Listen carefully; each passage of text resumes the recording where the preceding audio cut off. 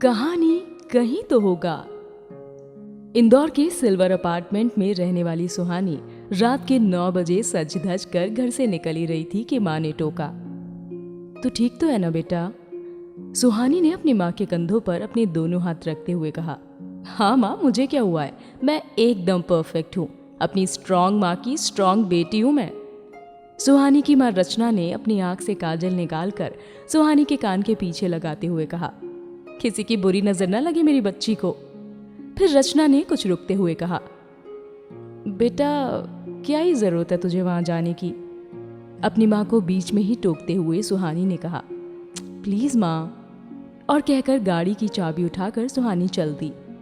Lift में पहुंची तो लिफ्ट के शीशे में खुद को देखकर सोचने लगी, मुझ में ऐसी क्या कमी रह गई जो विक्रम ने ऐसा किया मेरे साथ। लिफ्ट रुकी तो सुहानी अपनी सोच से बाहर निकली।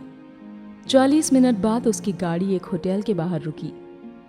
डार्क ग्रीन कलर के सिल्क लहंगे के साथ गोल्डन नेट का दुपट्टा कैरी किए हुए, चेहरे पर जचता मेकअप, लाइट गोल्डन ज्वेलरी पहने वाकई सुहानी बेहद खूबसूरत लग रही थी।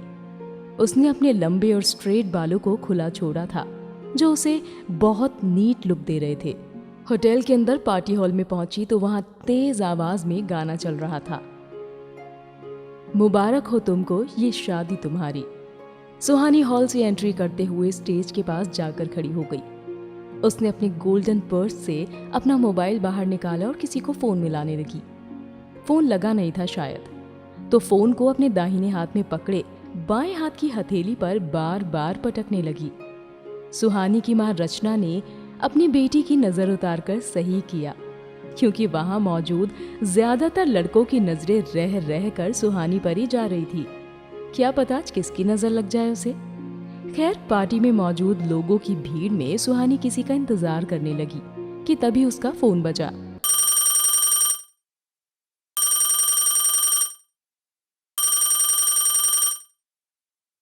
फोन पर सुहानी ने जवाब दिया, हाँ हाँ मैं आती हूँ, और फोन काट कर वो होटल रूम्स की तरफ जाने लगी। जैसे ही उसने रूम नंबर 305 का दरवाजा खोला, उसकी आंखें चमक उठी। वहां सुहानी की कुछ फ्रेंड्स और सुहानी की बेस्ट फ्रेंड दीपाली मौजूद थे। आज दीपाली की शादी थी, जो दुल्हन के जोड़े में सजी हुई एक बड़ी सी खिड़की के पास रखे सोफे पर बैठी जूस पी रही थी, और बाकी सब उसकी सेवा में लगे थे। कोई उसका मेकअप चेक कर रहा था तो कोई उसके साथ फोटोज लेने के लिए लाइन में लगा हुआ था। सुहानी को देखते ही दीपाली ने कहा, oh my God, look at her, कितनी खूबसूरत लग रही है तो सुहानी। तभी सुहानी ने कहा, oh my God, look at you, कितनी खूबसूरत लग रही है तो दीपाली। और फिर सब हंस दिए। सब हंसकर चुप हो चुके थे, लेकिन सुहानी थोड़ी ज्यादा देर तक हंसी। शायद कुछ छिपा रही थी अपनी हंसी के पीछे। तभी दीपाली के हथ फूल से भरा हाथ अपने हाथों पर महसूस किया उसने, और वो भागकर कमरे से बाहर जाकर बैल्कनी में खड़ी हो गई, जहां से मेन डोर की सजावट साफ नजर आ रही थी। फूलों से सजा और महकता हुआ पंडाल, हर किसी के चेहरे पर सजी मुस्कान। ऐसी ही रौनक होती है शादियों की। सुहानी वहीं बैल्कनी में एक चेयर पर बैठकर सोचने लगी अपनी और विक्रम की पहली मुलाकात के बारे में। आज से 2 साल पहले दीपाली के ऑफिस में होली की पार्टी पर दीपाली ने सुहानी को भी इनवाइट करते हुए कहा, मैं कुछ नहीं सुनना चाहती, तू आ रही है मतलब आ रही है, ओके? दीपाली के बहुत कहने पर सुहानी मान गई। पार्टी वाले दिन जब वो ऑफिस पहुंची तो एक लड़का जो दीपाली के ऑफिस में ही काम किया करता था, वो ऑरेंज जूस लेकर सुहानी के पास गया और बोला, हाय, माई सेल्फ विक्रम, ये ऑरेंज जूस दीपाली ने भेजा है आपके लिए। इस पर सुहानी ने कहा, hi thanks but no thanks. Vikram Deepali के ऑफिस में ही काम किया करता था, और सुहानी की पिक्चर्स को उसने दीपाली के सोशल साइट्स पर देखा, और आज भी सुहानी को विक्रम के कहने पर ही इस पार्टी में इनवाइट किया गया था। विक्रम सुहानी को काफी पसंद करता था, और ये उसकी सुहानी से बात करने की पहली कोशिश नाकामयाब हो चुकी थी। पार्टी शुरू होने के बाद दीपाली ने सुहानी और विक्रम को मिलवाया। सुहानी ने बजते म्यूजिक के बीच में दीपाली से कहा, यार ये लड़का बहुत चेप हो रहा है। तब दीपाली ने कहा, बहुत अच्छा लड़का है, जिसकी भी जिंदगी में होगा ना किस्मत खुल जाएगी उस लड़की की। बहुत केयरिंग और प्यारा है, तुझे बहुत पसंद करता है, तो तू अब भाव मत खा। हाँ। दीपाली की बात सुनने के बाद सुहानी ने विक्रम की तरफ देखा तो वो उसी को देख रहा था। रात होते होते सुहानी और विक्रम एक दूसरे के बारे में काफी कुछ जान चुके थे। जैसे विक्रम को बाइक राइड करना पसंद है, तो सुहानी को छत पर खुले आसमान के नीचे लेटकर तारों से बनने वाला सौरमंडल देखना। उसे तेज रफ्तार पसंद है, तो सुहानी को थोड़ा ठहराव। कुछ बातें दोनों में कॉमन भी थी, जैसे उन दोनों को ही गोलगप्पे खाना पसंद है और आर्टिस्टिक मूवीज देखना। दोनों का फेवरेट डेस्टिनेशन पेरिस है। बहुत बातें होने के बाद दोनों ने अपने मोबाइल नंबर से लेकर सोशल हैंडल्स भी शेयर किए। उन दोनों को देखकर लग ही नहीं रहा था कि ये इन दोनों की पहली मुलाकात थी। पार्टी खत्म होने के बाद दीपाली ने दोनों के पास आकर कहा, क्यों भाई, पहले तो कोई बात भी करने को तैयार नहीं हो रहा था और अब बातें खत्म नहीं हो रही हैं। चलिए मैडम, घर भी ड्रॉप करना है आपको मुझे टाइम से, वरना नेक्स्ट टाइम आंटी भेजेंगी नहीं मेरे साथ आपको कहीं भी। सुहानी ब्लश करते हुए चलने के लिए उठी तो विक्रम ने उसका हाथ थाम लिया और बोला, दीपाली, क्या मैं। दीपाली ने अपना गला साफ करते हुए विक्रम को छेड़ा। हाँ हाँ, क्यों नहीं, आपकी सासू माँ आपका ही तो इंतजार कर रही हैं। तभी सुहानी ने कहा, दीपाली तू भी ना कुछ भी। लेकिन दीपाली विक्रम को मना नहीं कर सकी और विक्रम सुहानी को अपनी बाइक पर बैठाकर हवा से बातें करते हुए तेज रफ्तार से उसके घर की तरफ लेकर चला।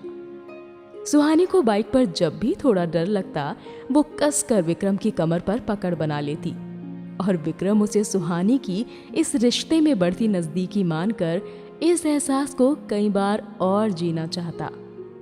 अगले कुछ दिनों में दोनों का मिलना जुलना इतना बढ़ गया था कि दोनों एक दूसरे से एक दिन भी बिना मिले नहीं रह सकते थे।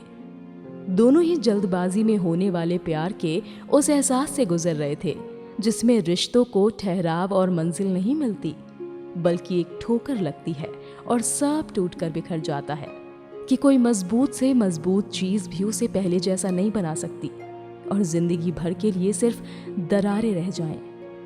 और अब वो वक्त आ चुका था। विक्रम को सुहानी का कुछ ज्यादा ही फिक्र करना, तेज रफ्तार की जगह ठहरे रहना अब नहीं भा रहा था।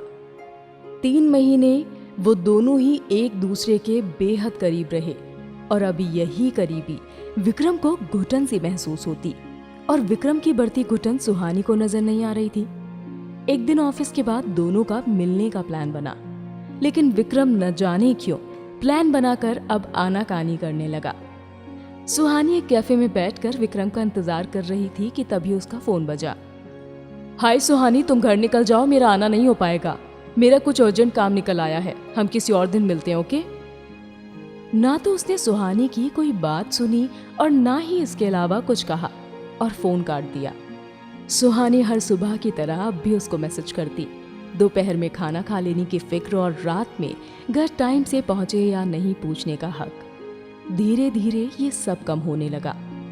इस बदलाव को सुहानी ज्यादा महसूस कर रही थी, लेकिन विक्रम को सुहानी की आंखों के नीचे रात भर ना सो पाने की वजह से पड़ने वाले काले घेरे नजर नहीं आते और ना ही उसका उदास चेहरा। ना तो सुहानी वक्त पर खाती और ना ही वक्त पर सोती।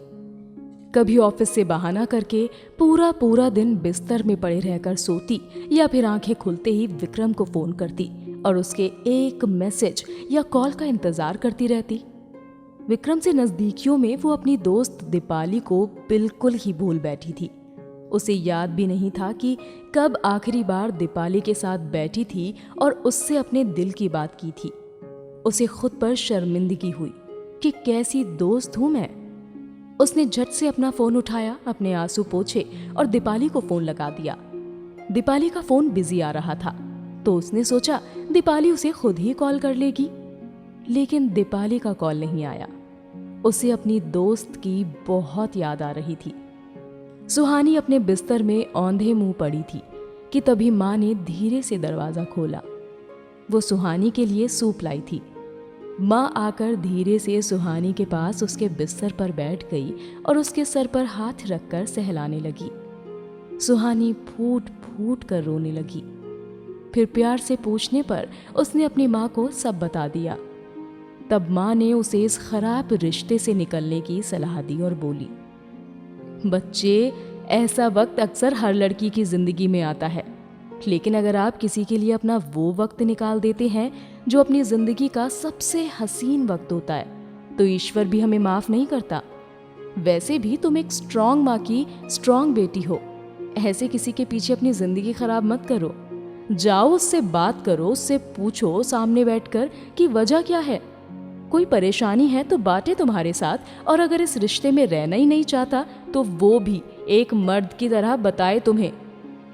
और तुम एक स्ट्रांग विमेन की तरह फेस करो इस सिचुएशन को। मैंने तुम्हें यूं हारने के लिए नहीं पाला है। तुम्हारे पापा के चले जाने के बाद अकेली लड़ी हूं हालातों से। अब तुम्हें यूं हारते हुए नहीं देख सकती। जाओ और अपनी जिंदगी के फैसले लेना सीखो। माँ की बातें सुनकर सुहानी में एक जोश सा भर गया। वो अपनी माँ के गले लग गई और उसका मन हल्का हो गया। माँ कोई भी रूप ले सकती है। वक्त आने पर एक सहेली और जरूरतों में एक बाप बनकर बच्चों को गिरकर खड़ा होना सिखा सकती है। शाम को ठीक 7 बजे सुहानी अच्छे से रेडी होकर विक्रम के ऑफिस के बाहर उसका इंतजार करने लगी। ये दीपाली का भी ऑफिस था, तो उसे ज्यादातर स्टाफ जानता था। किसी ने सुहानी को देखकर कहा, हे, हाय सुहानी, दीपाली का वेट कर रही हो? जाओ, वो ऊपर कैफेटेरिया में है। सुहानी ने धीमी आवाज में कहा, हे थैंक्स। सुहानी को लगा हाँ, वो दीपाली से भी यहीं मिल लेगी। उसने अपनी स्कूटी पार्क की और ऊपर कैफेटेरिया की तरफ जाने लगी। कैफेटेरिया में ज्यादा भीड़ नहीं थी, तो उसे दीपाली येलो जैकेट पहने दूर से ही नजर आ गई। उसकी पीठ थी सुहानी की तरफ। एक चेयर पर बैठी वो बातें कर रही थी किसी से, और उसके हाथ टेबल पर टिके थे। सुहानी जैसे जैसे उसके नजदीक जा रही थी, उसे नजर आ रहा था कि ओट में छिपे हुए दीपाली के हाथों को किसी ने थामा हुआ था। सुहानी हंसने लगी। वो हल्की सी मुस्कान लिए उसके और नजदीक पहुंची तो चौंक गई। दीपाली के हाथों को किसी और ने नहीं बल्कि विक्रम ने थामा हुआ था। Deepali, please try to understand, I like you so much. तुम कब तक सुहानी के लिए मुझे इग्नोर करती रहोगी? मैं और सुहानी एकदम अलग हैं। वो बहुत अच्छी है, लेकिन हम दोनों एक दूसरे के लिए परफेक्ट नहीं हैं। मैं जानता हूँ तुम भी मुझे पसंद करती हो, बस कहती नहीं। ये सब सुहानी वहीं खड़ी होकर सुन रही थी। उसे अपनी आंखों पर और कानों पर भरोसा नहीं हो रहा था। उसकी आंखों से आंसू बहने लगे। वो बिना दीपाली और विक्रम से कुछ बोले वापस जाने के लिए मुड़ी तो एक कुर्सी से टकरा गई।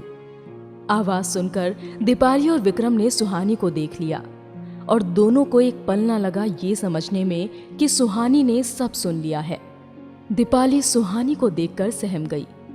सुहानी! दीपाली ने उठते हुए जाती सुहानी को आवाज लगाई। सुहानी ने इग्नोर करना चाहा, लेकिन विक्रम ने तेजी से जाकर सुहानी का हाथ पकड़ लिया और बोला, सुहानी प्लीज सुनो।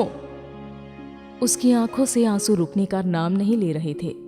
सुहानी ने विक्रम का हाथ झटकते हुए गुस्से में कहा, क्या सुनूं? सब तो सुन चुकी हूं मैं। अब क्या सुनना बाकी रह गया है विक्रम? चलो मान भी लिया कि मैं और तुम अलग हैं, लेकिन तुम्हें मेरी ही दोस्त मिली।